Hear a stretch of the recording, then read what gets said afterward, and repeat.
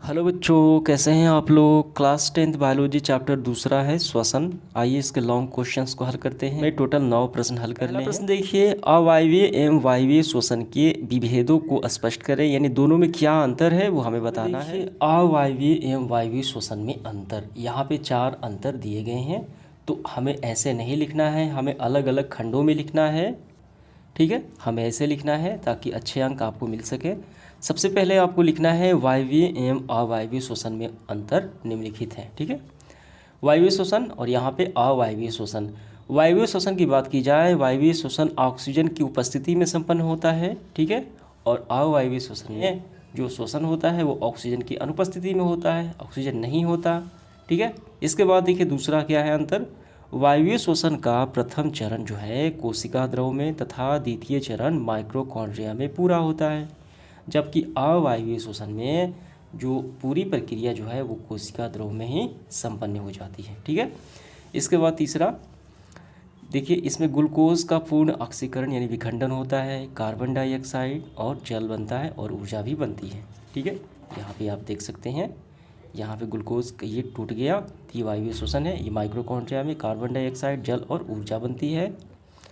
अवायवीय श्वसन की बात की जाए, इसमें ग्लूकोज का आंशिक ऑक्सीकरण होता है, कम ऑक्सीकरण होता है तथा पायरुवेट, एथेनॉल और लैक्टिक अम्ल बनता है। ठीक है, अब इसके बाद देखिए चौथा अंतर, इनमें ज़्यादा ऊर्जा मुक्त होती है वायवीय श्वसन में, जबकि अवायवीय श्वसन में ऊर्जा कम मुक्त होती है। ठीक है, आंसर हो गया। दूसरा सवाल देखिए, पायरुवेट के विखंडन के विभिन्न पथों के बारे में लिखना है हमें। तो यहाँ पे देखिए, श्वसन का जो प्रथम चरण होता है जिसमें ग्लूकोज जो टूटता है तो वो बनता है पायरुवेट, और फिर यही पायरुवेट 3 खंडों में विभाजित हो जाता है।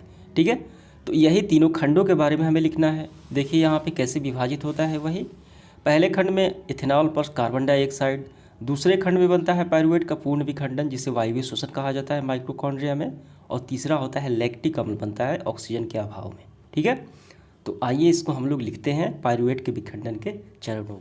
सबसे पहले हमें लिखना है ऐसे, श्वसन के प्रथम चरण में ग्लूकोज के आंशिक विखंडन से पायरुवेट का निर्माण होता है। ठीक है, पुनः पायरुवेट आगे 3 प्रकार में विभक्त हो जाता है, यानी यही प्रकार। तो पहले चरण में क्या बनता है, पायरुवेट ऑक्सीजन की अनुपस्थिति में एथेनॉल और CO2 का परिवर्तित हो जाता है, जो किण्विन कहलाती है, जो यीस्ट में संपन्न होता है। तो ये पहला हो गया। ठीक है, दूसरा चरण है, दूसरे विखंडन में पायरुवेट लैक्टिक अम्ल का निर्माण होता है ऑक्सीजन के अभाव में। ठीक है, ये रहा। और तीसरे चरण में जो होता है वो वायवीय श्वसन है। पायरुवेट का पूर्ण विखंडन ऑक्सीजन की उपस्थिति में संपन्न होता है, इससे कार्बन डाइऑक्साइड, जल और ऊर्जा बनती है जो माइक्रोकॉन्ड्रिया में होती है, जो वायवीय श्वसन कहलाती है। ठीक है, तो यही हमें लिखना है पायरुवेट के तीनों चरणों का विखंडन। तीसरा सवाल, स्थलीय कीटों में श्वसन अंग की रचना, ठीक है, स्ट्रक्चर बताना है, कौन कौन से श्वसन अंग है और श्वसन विधि भी बताना है। ठीक है, तो स्ट्रक्चर और फंक्शन आपको ध्यान देना है। स्थलीय कीट कौन से आ जाएंगे, टिड्डा आ जाएगा। ठीक है, और कॉकरोच यानी तिलचट्टा आ जाएगा, ये स्थलीय कीट कहलाते हैं। तो इनमें 2 प्रश्न है, श्वसन अंगों की रचना और श्वसन विधि का वर्णन। तो यहाँ पे समझिए, जंतुओं में 3 प्रकार से श्वसन होते हैं। ठीक है, पहला है श्वास नली, ट्रेकिया, गिल्स और फेफड़े। तो ये दोनों से मतलब नहीं, हमें बताना है जंतुओं में। तो ट्रेकिया जो है, श्वास नली या ट्रेकिया, ये जंतुओं में संपादित होता है। ठीक है, तो ये हो गई इसकी रचना और ये हो गया उसका फंक्शन, कैसे काम होता है।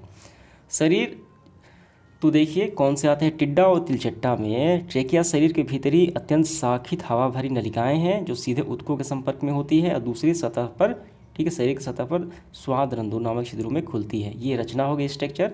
और कैसे काम करता है, कीटों में ट्रेकिया द्वारा श्वसन गैसों के आदान प्रदान रक्त या रुधिर के माध्यम से नहीं होता, बल्कि इसका कारण है कि कीटों में हेमोग्लोबिन नहीं पाया जाता। ठीक है, जिससे और या हीमोग्लोबिन जैसा कोई रंजक और भी नहीं पाया जाता जिससे कि ऑक्सीजन की बांधने की क्षमता हो। ठीक है, इसीलिए वो सीधे ऊतकों में संपर्क में होता है। तो ये दोनों आपको, यानी ये दोनों पैराग्राफ लिख लेना है, यहाँ तक आंसर हो गया आपका। इसके बाद चौथा सवाल, मछली के श्वसन अंग की रचना, कैसे बना है मछली का श्वसन अंग, और श्वसन विधि, कैसे श्वसन होता है उसमें कार्यविधि, वो बताना है हमें। तो ये रहा, मछली का श्वसन अंग जो है मुख्य रूप से गिल्स कहलाता है, जो जल में घुलित ऑक्सीजन को इनके श्वसन में कार्य करता है। ठीक है, तो इसका आंसर हम कैसे, तो सबसे पहले हमें लिखना है मछली के श्वसन में विशेष अंग हैं जो गिल्स कहलाता है, जो जल में घुलित ऑक्सीजन का उपयोग श्वसन के लिए करते हैं। ठीक है। अब इसके बाद स्ट्रक्चर यानी रचना हम देखते हैं। रचना हमें लिख के डैश देना है और यहाँ से लिखना प्रारंभ करना है। प्रत्येक मछली में 2 गिल समूह पाए जाते हैं, ठीक है। यहाँ पे देखिए ये रहा और उस तरफ भी होता है। तो ये सिर के पार्श्व भाग और आँख के ठीक पीछे अवस्थित होते हैं, आँख के ठीक पीछे और सिर के पार्श्व भाग यानी पीछे वाले हिस्से में, ठीक है। अब इसके बाद प्रत्येक समूह में कई गिल्स आगे और पीछे की ओर श्रृंखलाबद्ध तरीके से व्यवस्थित होते हैं और हर गिल्स की एक चपटी थैली स्थित होती है जिसे गिल्स कोष्ठ कहा जाता है। गिल्स कोष्ठ एक आहार नाल या ग्रसनी या फेरिक्स में खुलती है और दूसरी तरफ शरीर के बाहर खुलता है। प्रत्येक गिल्स कोष्ठ में कई गिल्स पट्टिकाएँ होती हैं, यानी ये सारे अंग इसमें पाए जाते हैं। समझ में आ गया? ये होगा इसकी रचना। अब हम इसके बाद हमें क्या लिखना है? अब हमें लिखना है श्वसन विधि, ठीक है। रचना तो हो गई आपकी, अब श्वसन विधि रिस्पिरेशन सिस्टम हमें लिखना है मछली में। तो ये लिखने के बाद श्वसन विधि, ठीक है, यहाँ तक हो गया, ठीक है। कैसे होता है श्वसन? इसके बाद 5वां सवाल, कीटों में ऑक्सीजन सीधे ऊतकों को क्यों पहुंचाया जाता है? इस विधि में प्रयुक्त रचनाओं का वर्णन कार्य विधि द्वारा करना है। इसलिए पहुंचाया जाता है कीटों के शरीर में खून नहीं पाया जाता है, नहीं हेमोग्लोबिन पाया जाता है, इसी कारण, ठीक है। तो इसका आंसर हम कैसे लिखेंगे? तो इसमें हमें रचना भी बताना है कि कैसे होता है। देखिए पहले हम लिखेंगे कीटों में ट्रेकिया द्वारा श्वसन के गैसों का आदान प्रदान रक्त के माध्यम से नहीं होता है। इसका कारण है यह है कि कीटों में रक्त में हेमोग्लोबिन या उसके जैसे कोई रंजक नहीं होते जो ऑक्सीजन को बांधने में सहायक हो, यानी क्षमता रखते हो, ऐसा नहीं पाया जाता, ठीक है। हो गया, इसका यही कारण है कि सीधे ऊतकों में पहुंचाया जाता है। अब इसकी रचना देखिए कैसे कार्य करता है, ठीक है। कीटों में यानी टिड्डा और तिलचट्टा में श्वसन ट्रेकिया या श्वास नली द्वारा संपन्न होता है, जिसमें ट्रेकिया शरीर के भीतरी स्थित अत्यंत शाखित हवा भरी नलिकाएं हैं जो एक ओर ऊतकों से संपर्क में रहती है और दूसरी तरफ शरीर के सतह पर स्वाद रंध्रों द्वारा छिद्रों में खुलती है, ठीक है। तो इसी रचना की वजह से उनमें श्वसन क्रिया संपन्न होती है। समझ में आ गया? तो यही आपका पूरा आंसर हो गया। प्रश्न संख्या 6 जिसमें है कि मनुष्य के श्वसन अंगों की रचना का वर्णन करें। तो मनुष्य के श्वसन अंग से संबंधित 2 प्रकार के प्रश्न पूछे जाते हैं। एक में पूछा जाता है कि यहाँ पे श्वसन अंगों की रचना का वर्णन करें और दूसरा पूछा जाता है कि मनुष्य के श्वसन अंगों के कार्यों का वर्णन करें।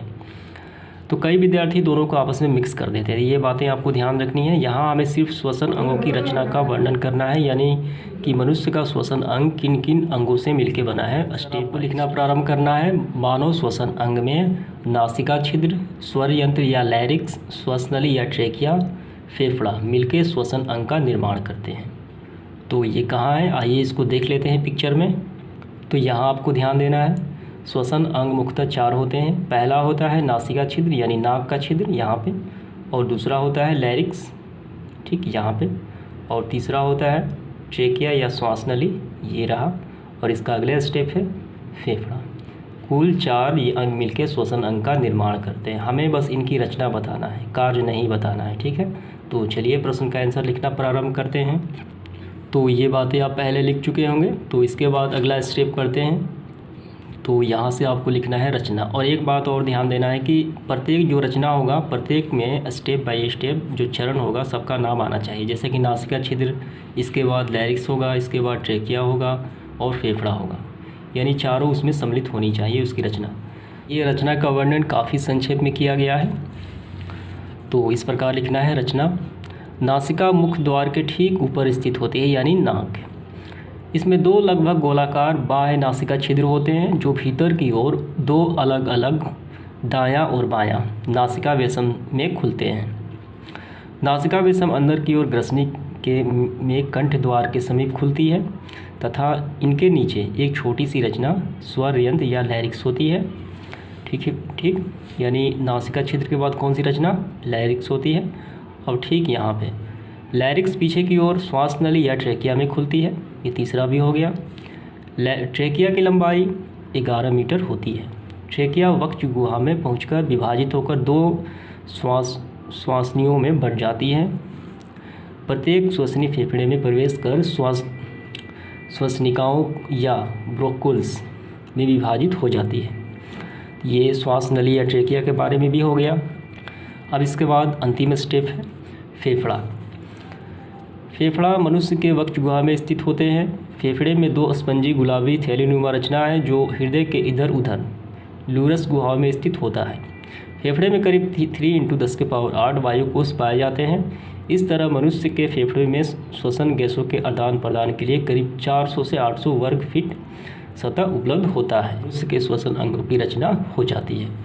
तो यही आपको आंसर लिखना है, काफ़ी संक्षेप में है। तो उम्मीद करता हूँ ये बातें आपको समझ में आएं। मनुष्य में श्वसन क्रिया का वर्णन करें। तो इससे पहले वाले में हमें श्वसन की सिर्फ संरचना बतानी थी और इसमें श्वसन क्रिया का वर्णन करना है। तो आइए इसका आंसर करते हैं। तो सर्वप्रथम आपको यहाँ से ये बातें लिखना प्रारंभ करना है। मनुष्य के श्वसन अंग नासिका छिद्र, स्वर यंत्र या लैरिक्स, श्वास नली या ट्रेकिया एक ही बात है, ये भी एक ही बात है, तथा फेफड़ा मिलकर श्वसन अंगों का निर्माण करते हैं। ये श्वसन अंग मिलकर श्वसन क्रिया को संचालित करते हैं। यहाँ से यहाँ तक ये पहले आपको लिखना होगा। अब इसके बाद हम यहाँ से लिखना प्रारंभ करेंगे श्वसन क्रिया का वर्णन। तो चलिए, श्वसन 2 क्रियाओं का सम्मिलित रूप है।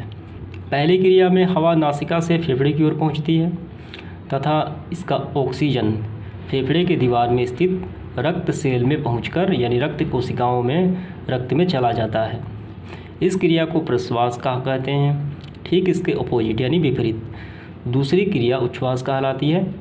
जिसके अंतर्गत रक्त से फेफड़े में आया कार्बन डाइऑक्साइड बची हवा के साथ नासिका छिद्र यानी नाक से बाहर निकल जाता है। तो इस प्रकार श्वसन क्रिया संपन्न हो जाती है।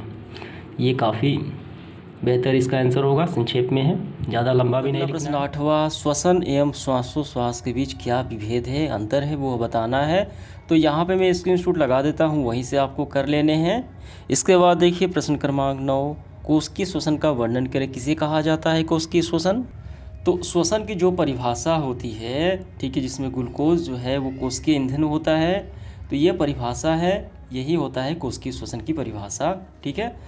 तो श्वसन क्रिया में ग्लूकोज अणुओं का ऑक्सीकरण कोशिकाओं में होता है, इसीलिए इसे कोशिकीय श्वसन कहा जाता है। ये पूरी परिभाषा आपकी हो गई, बस यहाँ तक आपको कर लेना है, ये बात आपको बताने हैं। तो यहाँ से यहाँ तक आपका आंसर हो गया, समझ में आ गया। तो इस तरीके से हमारा सेशन समाप्त होता है। धन्यवाद।